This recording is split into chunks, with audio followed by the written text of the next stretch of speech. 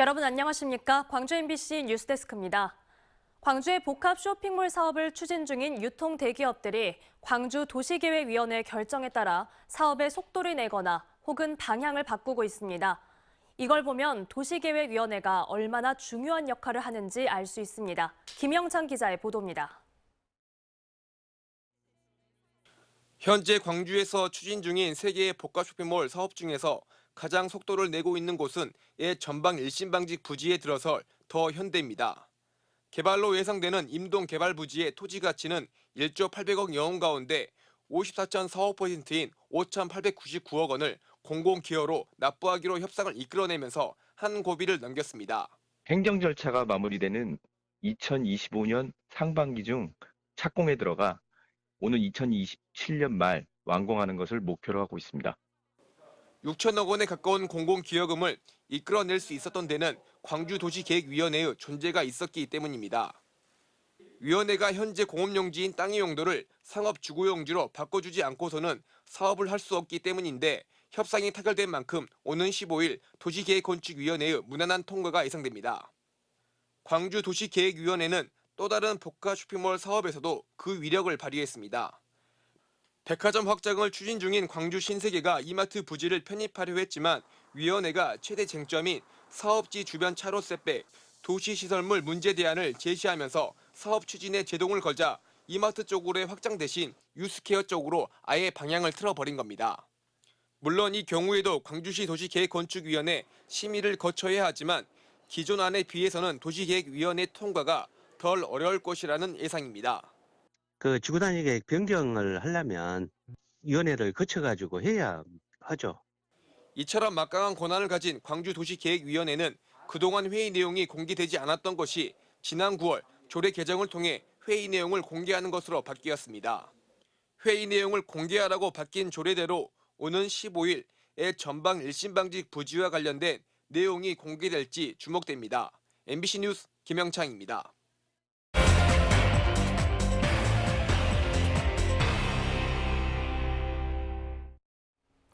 광주의 한 자동차 부품 기업이 밀린 전기요금 독촉을 받자 한전을 찾아가 납부를 좀 미뤄달라고 요청했는데요. 뜻밖의 말을 들었다고 주장합니다.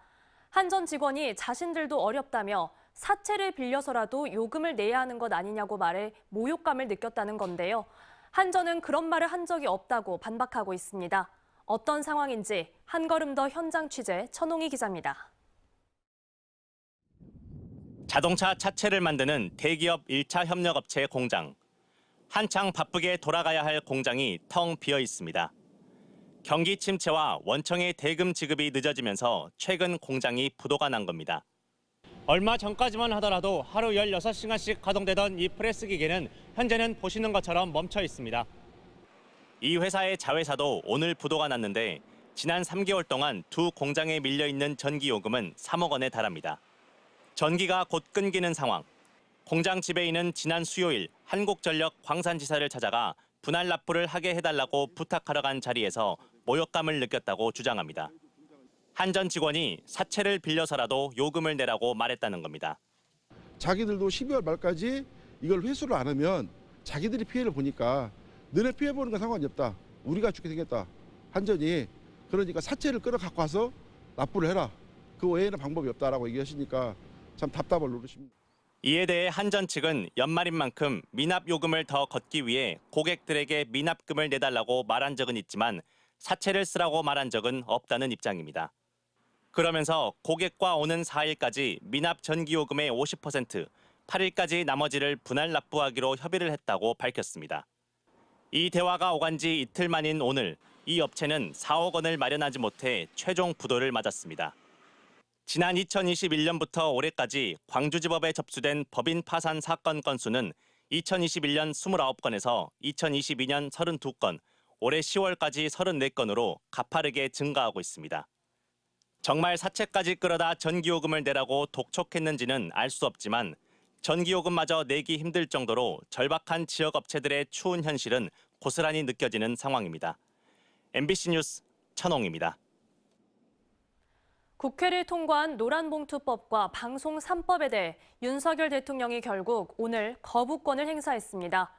양곡법, 간호법에 이어 대통령의 세 번째 거부권 행사에 지역 노동계와 언론계가 민주주의를 파괴하는 행위라며 강하게 비판했습니다. 송정근 기자입니다. 한덕수 국무총리 주재로 열린 임시 국무회의. 정부는 지난 9일 국회를 통과한 방송 3법을 다시 국회로 돌려보내기로 의결했습니다. 방송 3법 개정안은 현행 9명에서 11명인 공영방송 이사회 이사수를 21명으로 2배가량 늘리고 이사 추천 권한을 외부단체와 학회 등으로 확대하는 내용을 담고 있습니다. 여기에 사장 후보를 일반 시민들이 추천하도록 했습니다.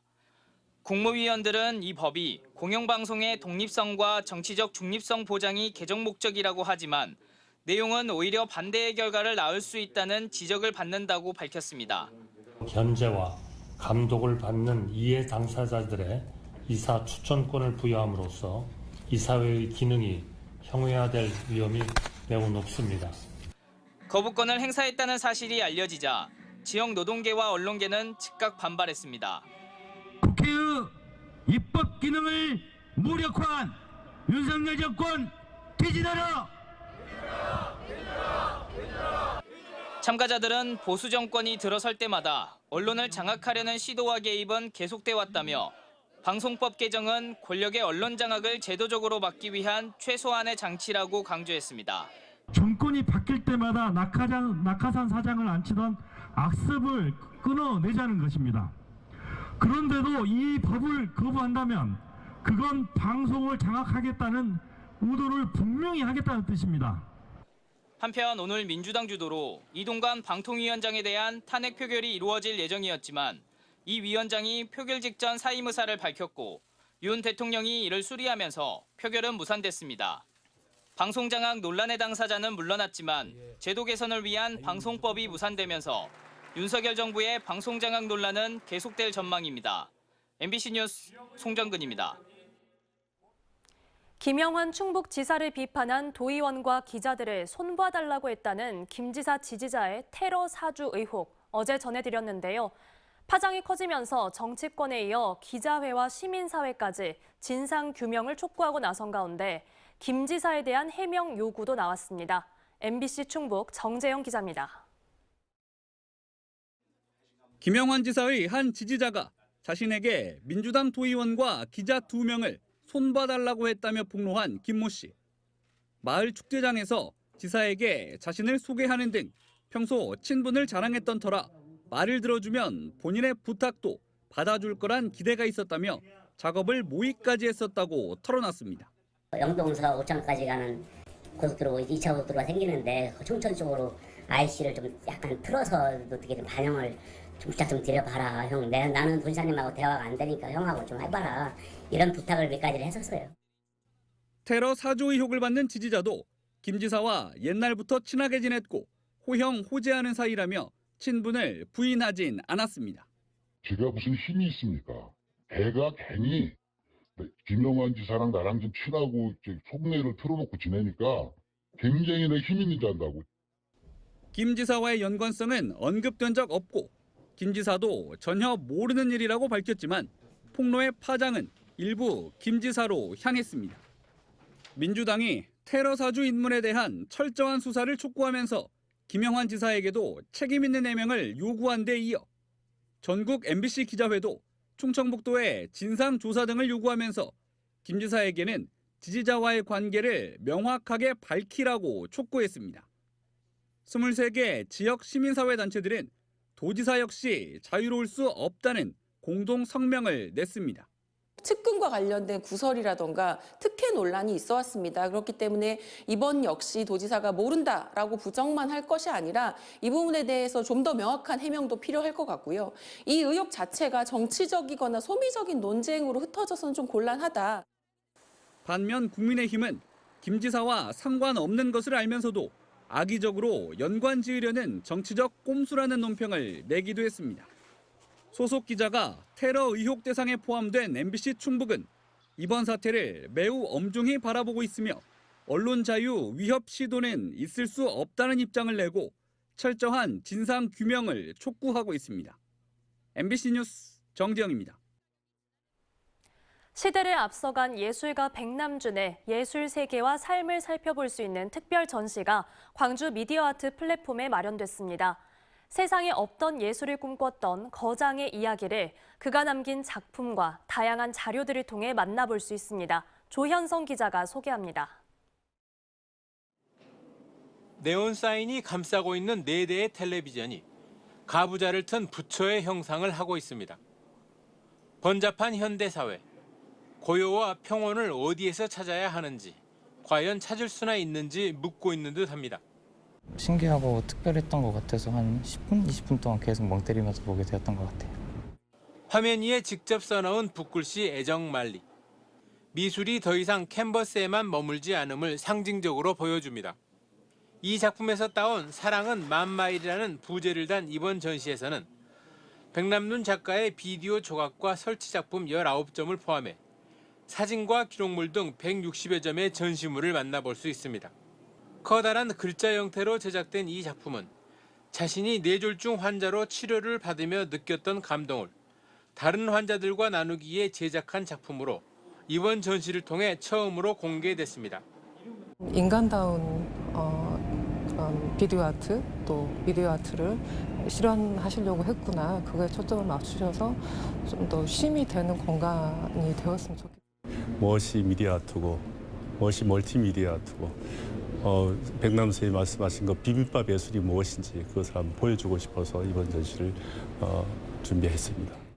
뛰어난 음악가와 엔지니어, 사상가이면서도 비디오 아트의 창시자라는 수식어와 함께 제한적으로만 알려졌던 백남준의 예술 세계와 생애. 청년 백남준에서부터 거장 백남준을 만나볼 수 있는 이번 전시는 내년 3월까지 계속됩니다. MBC 뉴스 조윤성입니다.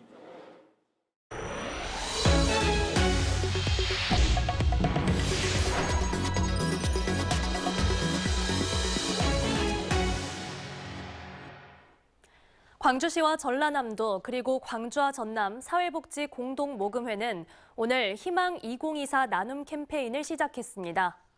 첫 기부는 광주은행과 기아 오토랜드, 농협중앙회 광주지역본부, 주식회사 나눔테크, 정원장학복지재단 등 5개 기업이 참여했습니다.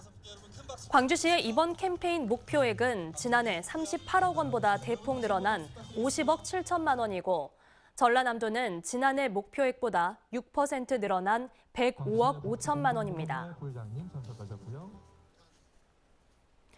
독립운동가 이육사 김학철 선생의 자녀들이 아버지의 삶을 회고하는 강연을 열었습니다.